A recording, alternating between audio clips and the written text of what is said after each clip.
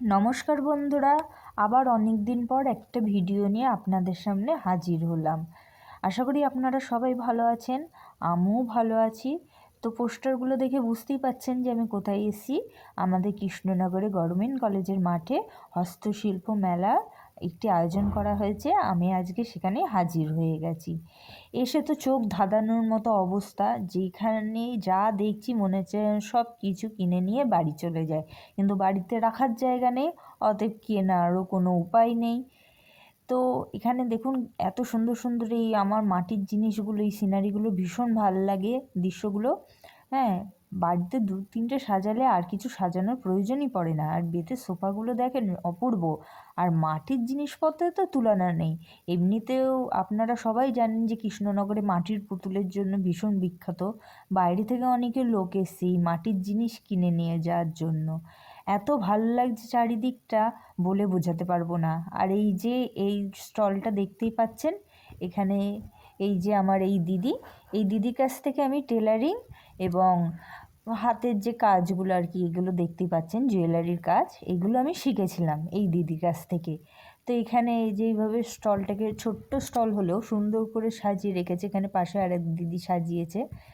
তো বাড়ি চলে এসেছি আমি। এসে ফুচকা তৈরি করব বলে রেডি হয়ে গেছি। তো অনেক দিন ধরে ছেলেমেয়েরা বলছিল, মা বাড়িতে ফুচকা তৈরি করো না, সবাই করে। তা আমি এই অ্যানুয়াল পরীক্ষার জন্য করিনি, ওদের কথা শুনিনি। তবে কালকে অ্যানুয়াল পরীক্ষাটা শেষ হয়ে গেছে, আর আজকেই সঙ্গে সঙ্গে ছেলেমেয়েরা এমন বায়না করেছে যে আমি না করেও পারলাম না। তো এই যে এখানে এক থালা ফুচকা করেছি, খুব একটা বেশি করিনি, কারণ আমরা কেউ খুব একটা বেশি খাই না, আর আমি তো একটু ডায়েটের মধ্যেই রয়েছি। তো এখানে এই যে ফুচকার টক জল রয়েছে। আমি এখানে কাগজি লেবু বা গন্ধরাজ লেবু পাইনি, তাই একটু পাতিলেবুই দিয়ে দিয়েছিলাম, পাতিলেবুও তো কম যায় না। আর এখানে আলু মাখাটা রয়েছে।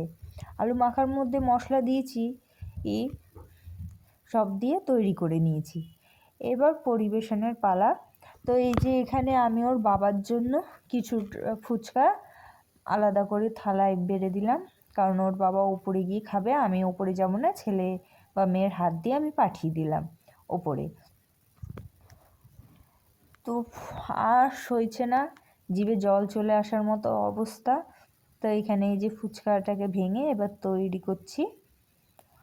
ফুচকা রেডি হচ্ছে। আলু মাখা নিয়ে এর ভেতরে দেবো, তারপরে টক জল দেবো, ব্যাস, তারপরে ডাইরেক্ট পেটের ভেতরে ঢুকে যাবে।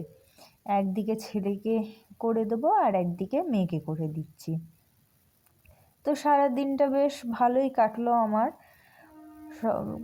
দুপুরবেলাতে আলু আর টক জলটা রেডি করে রেখেছিলাম, যার জন্য খুব একটা অসুবিধা হয়নি। মেলা থেকে এসেই সঙ্গে সঙ্গে গরম গরম ফুচকা করলাম।